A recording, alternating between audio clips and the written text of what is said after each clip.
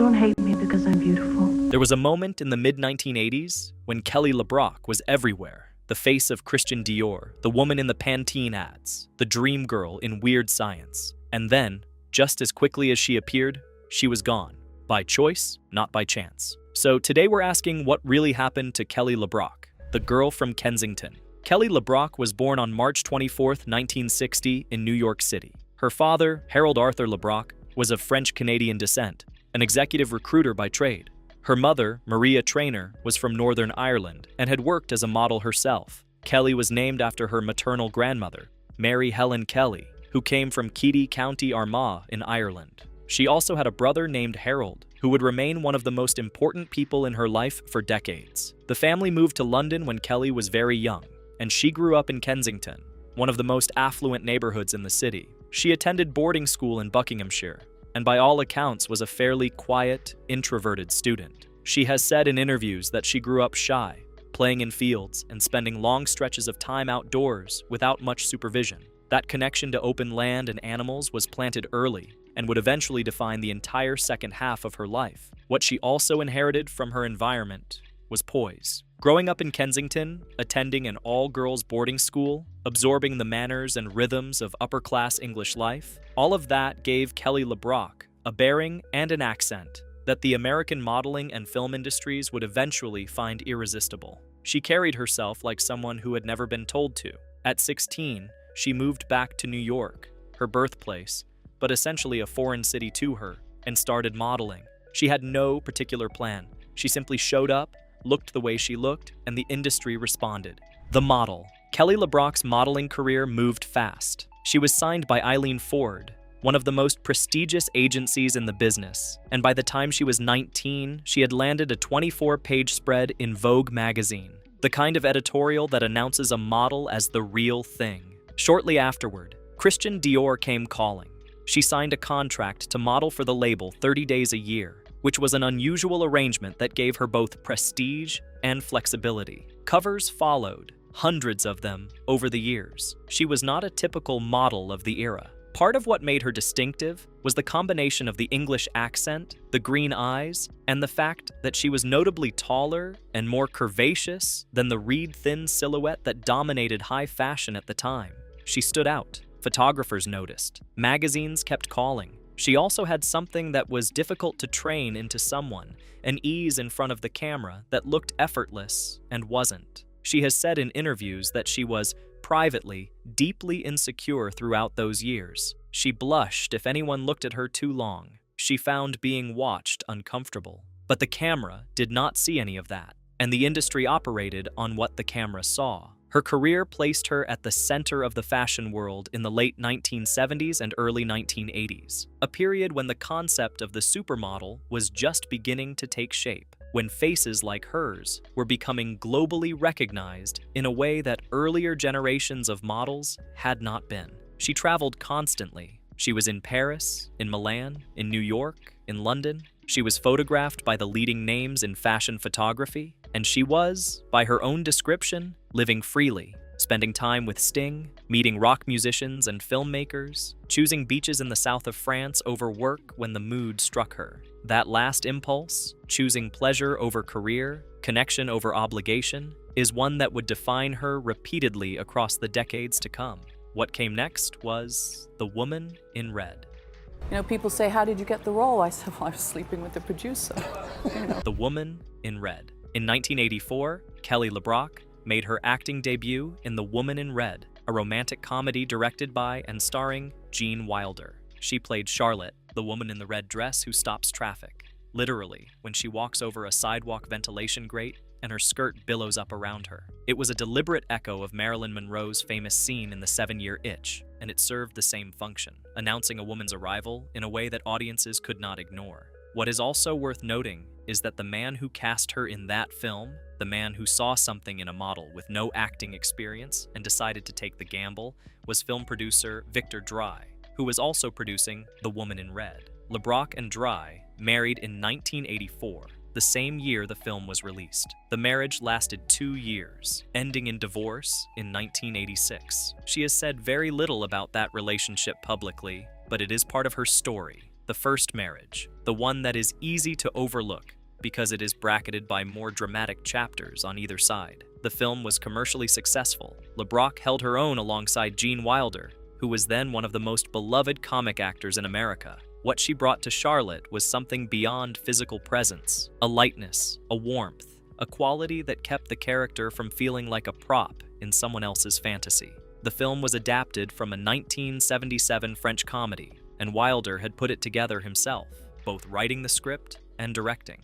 For LeBrock, the experience was also deeply personal. Her father died during that period of her life, and Wilder, who was warm, patient, and generous on set, stepped into a role that went far beyond acting coach. LeBrock has said that he became a surrogate father figure to her, and she described losing him when he died in August 2016 as one of the most painful moments she had ever gone through. She said she cried with every word she tried to say about him.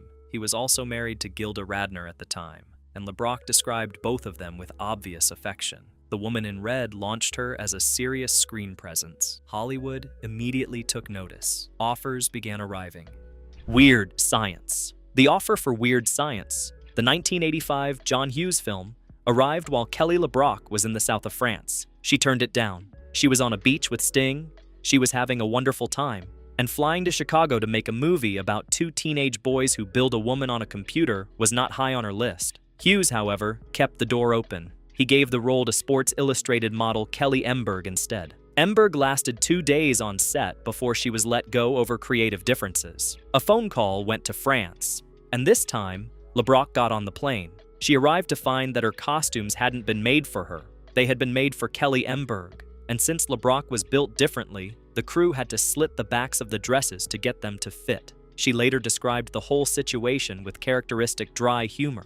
She also described her character Lisa as something she had not expected from the premise. Rather than being a sex fantasy, Lisa was essentially a mother figure, patient, wise, gently steering two insecure boys toward confidence and self-worth. In the John Hughes documentary, Don't You Forget About Me, LeBrock called Lisa Mary Poppins with breasts. Roger Ebert gave the film 3 out of 4 stars and called LeBrock wonderful in the role. Sheila Benson at the Los Angeles Times called her triumphant and the film's greatest asset. Weird Science grossed $38.9 million against a $7.5 million budget and has since become one of the defining cult films of the decade.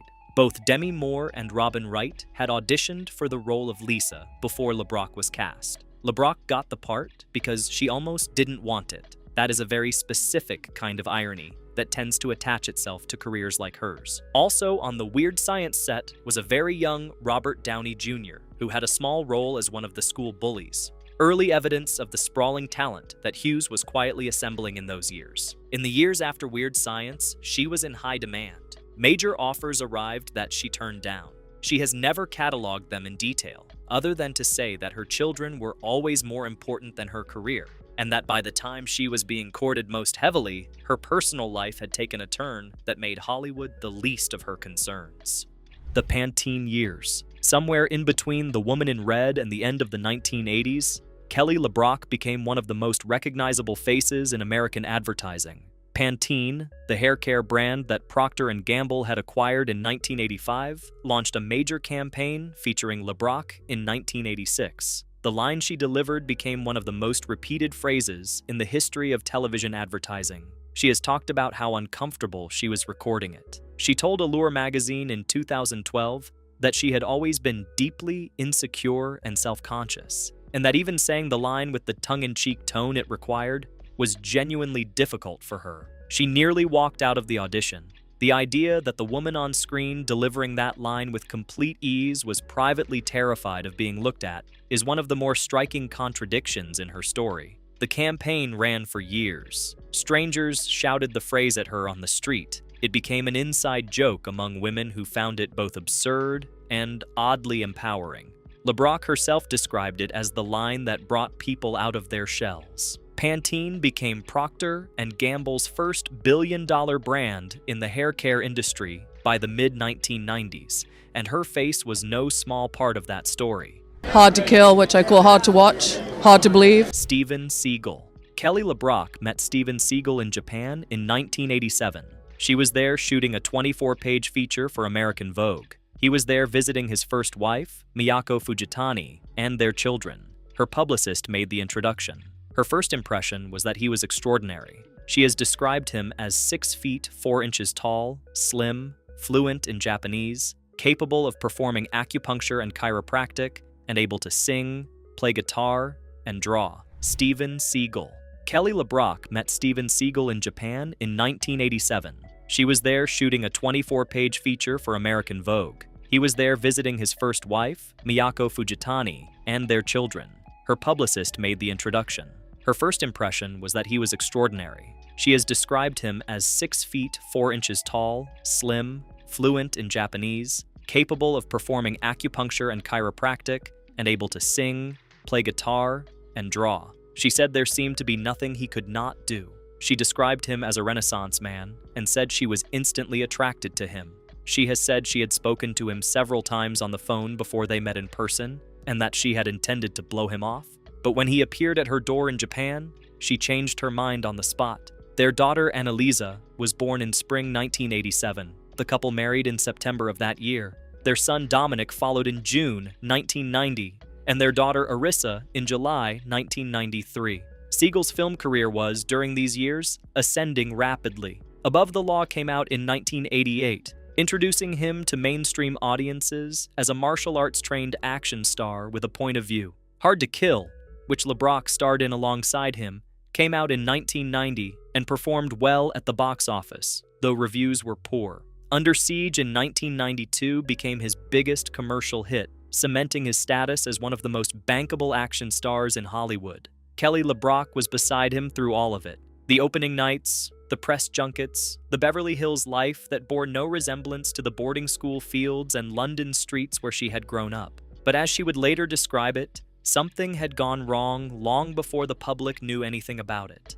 She has spoken in interviews about suffering a relationship-altering incident in 1988, the year after their marriage, though she has been careful in how much detail she provides, citing her 3 children as the reason for her restraint. She has said that she stayed in the marriage for years afterward because of those children, and because leaving felt impossible in ways that went beyond the practical. In 1991, while the couple were still married, 3 Warner Brothers employees, Ryan Malone, Nicole Sellinger, and Christine Keeve, filed sexual harassment allegations against Seagal. Reports indicated an out-of-court settlement was reached. Several other women came forward with similar accounts over the following years, and the pattern of allegations would eventually include prominent names from the entertainment world. There were also reports that Seagal had an affair with the family's nanny, Arissa Wolfe, whose first name Seagal's youngest daughter with LeBrock later bore. LeBrock has never confirmed that specific account directly, though she has acknowledged the divorce was about much more than irreconcilable differences. In 1994, she filed for divorce. The proceedings were final in 1996.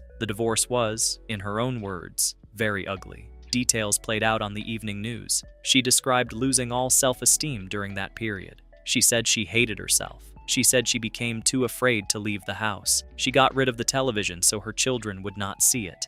The exit. After the divorce was finalized in 1996, Kelly LeBrock did something that very few people in her position have ever done. She left. Not gradually, not reluctantly, she ran. Her word, not ours. In a 2025 interview with Fox News Digital, she made the distinction herself. I ran away, I didn't step away, I ran away. She moved from Beverly Hills to a ranch in California's Santa Ynez Valley near Santa Barbara. She traded the Beverly Hills lifestyle for land, livestock, and quiet. She has described the ranch as sitting behind a lake, a little gem of its own, surrounded by countryside she finds extraordinary. She raises horses, cattle, dogs, chickens, sheep, and goats. She largely takes care of it herself, with one person who comes to help one day a week. She has described it as giving up diamonds for dirt. She does not appear to regret the trade. Her film work in the years immediately after the divorce was limited and largely unremarkable. Betrayal of the Dove in 1993, Tracks of a Killer in 1995, Hard Bounty in 1995, Wrongfully Accused with Leslie Nielsen in 1998. She appeared in The Sorcerer's Apprentice in 2001, Xerophilia in 2005, Gamers, the movie in 2006. None of these films came close to the cultural footprint of Weird Science or The Woman in Red, and she showed no particular interest in chasing that footprint back. Her final notable film appearance was in the 2015 Starz Christmas movie A Prince for Christmas, in which she played Queen Ariana. After a small role in the 2021 indie film Tomorrow's Today, she has largely stepped away from acting. In 2005, she appeared on VH1's Celebrity Fit Club as the captain of a team called Kelly's Bellies, a title she clearly chose herself, suggesting a comfort with self-deprecation that is a consistent feature of her public persona. In 2007, she appeared on the third UK series of Hell's Kitchen. These were light, accessible television moments that reminded audiences she still existed and that she was comfortable laughing at herself. That same year, 2007, she married retired investment banker Fred Steck. The marriage lasted 1 year before ending in divorce. In 2008, her brother Harold died of cancer. He had been one of the most important constants in her life, and his death hit her deeply. After his passing, she began devoting time to the terminally ill, sitting with people in the final stages of illness, a calling that she has described with the same quiet certainty she uses when talking about her horses or her grandchildren. There is also a footnote to her story that sits in an interesting place. John Oates of Hall & Oates has said in interviews that their 1982 hit, Maneater, was partly inspired by an encounter with a pre-famous Kelly LeBrock at a village bar in New York. Oates has also said the song is about New York City in the early 1980s more broadly, the greed, the excess, the energy of that era. Both things can be true at once. Either way, it places her, unknowingly, somewhere near the origin of one of the biggest songs of that entire decade. Hospital is no longer a place for sick people. It's a place for business. A life of her own. By 2011, Kelly LeBrock had settled fully into the Santa Ynez Valley and showed no signs of leaving it. That same year, she became the celebrity spokesperson for Club Carson, an organization based in Los Angeles that supports children battling cancer, a cause she has described as deeply personal. She has described herself, without any apparent distress, as a recluse otherwise. She rarely goes out. She has said she does not even really have a life of her own. By 2011, Kelly LeBrock had settled fully into the Santa Ynez Valley and showed no signs of leaving it. That same year, she became the celebrity spokesperson for Club Carson, an organization based in Los Angeles that supports children battling cancer, a cause she has described as deeply personal. She has described herself, without any apparent distress, as a recluse otherwise. She rarely goes out. She has said she does not even really have an agent and cannot be bothered to find one. In a 2025 interview, she described her aspirations in terms that were as far from Hollywood as it is possible to get: riding her horse, eating good food, drinking lovely wine, and enjoying the rest of her days. The Santa Ynez Valley sits about 30 miles north of Santa Barbara. Rolling hills, vineyards, horse property, open sky. It is the kind of California that most people who make films in California have never lived in. LeBrock and Seagal purchased the land in the late 1980s, and she has stayed on it long after everything else from that marriage has gone. She has described it as sitting behind a lake, a little gem of its own. She raises horses, cattle, dogs, chickens, sheep, and goats, and largely takes care of it herself. Her 3 children with Steven Seagal are all adults. Annalisa, her eldest, was born in 1987. Dominic was born in 1990. Arissa, the youngest, was born in July 1993 and has had the most public profile of the 3. She has worked as a plus-size model, practices Brazilian Jiu-Jitsu, and in 2019 was invited to a WWE tryout camp. In 2017, Kelly and Arissa appeared together in the Lifetime docuseries Growing Up Supermodel. LeBrock has described all 3 with obvious pride, calling Arissa brilliant at everything.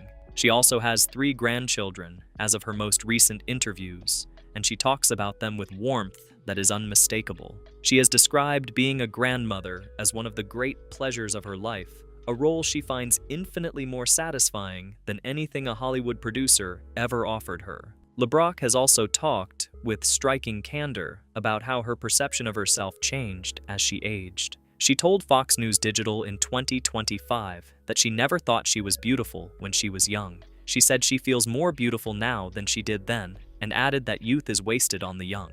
The woman who once delivered the most famous beauty tagline in television advertising genuinely did not believe it applied to her. She was insecure throughout her modeling years, she has said. She used to blush if anyone looked at her too long. The confidence was something she wore for the camera and left at the studio door. She has also spoken publicly about working with people dealing with domestic abuse and said she was invited to speak at Princeton University on the subject. Whatever she endured in her marriage years, and she has been deliberately guarded about the specifics, always citing her children as the reason for her restraint, she has clearly found a way to use it in service of others who are living through something similar. In December 2025, she made one of her rare public appearances, attending the Vanderpump Foundation Dog Gala in Beverly Hills, a charity event supporting animal welfare. It was a brief glimpse of her in a world she left long ago, for a cause that clearly matters to her. As of 2025, she is developing a pet care product called Kelly Care,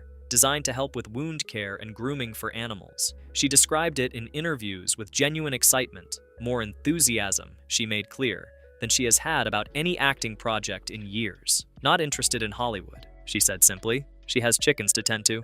It's really tough when you were a sex symbol to be considered an actor. Who she was and who she is. The question in the title of this video is what really happened to Kelly LeBrock. And the honest answer is that she decided. She was at the height of her fame in the late 1980s. She was the face of Pantene. She had just starred in one of the most beloved cult films of the decade. Major offers kept arriving, and she kept saying no. She looked at all of it and made a choice that almost nobody in her position makes. She chose her children over her career, her ranch over Beverly Hills, who she was and who she is. The question in the title of this video is what really happened to Kelly LeBrock. And the honest answer is that she decided. She was at the height of her fame in the late 1980s. She was the face of Pantene. She had just starred in one of the most beloved cult films of the decade. Major offers kept arriving, and she kept saying no. She looked at all of it and made a choice that almost nobody in her position makes. She chose her children over her career, her ranch over Beverly Hills, her horses over her agent. She has never framed any of it as sacrifice. She has said, plainly and more than once, that saying no to Hollywood was easy, that she was never impressed with being famous, that becoming famous young didn't do her a bit of good and mostly caused trauma, that she got up every day and did her job and never thought too hard about being the beautiful woman the world saw. What she built on the other side of all that is simple, physical, real, land, animals, children, grandchildren. 3 of them, as of her most recent interviews, and she talks about them with warmth that is unmistakable. She makes her own cheese and yogurt, she rides her horse, she sits with dying people because someone has to, and she is willing to be that person. The rise was fast and dazzling. The fall, if you can call it that, was entirely voluntary. And what came after looks, from the outside, like exactly what she wanted. If you grew up in the 1980s, Kelly LeBrock was part of the furniture of that decade. The woman in the red dress, the dream girl on the screen, the face in the shampoo ad. Hopefully this gave you a sense of who she actually was underneath all of that, and why she made the choices she made. She didn't disappear, she just went somewhere quieter. And she says she's never been happier.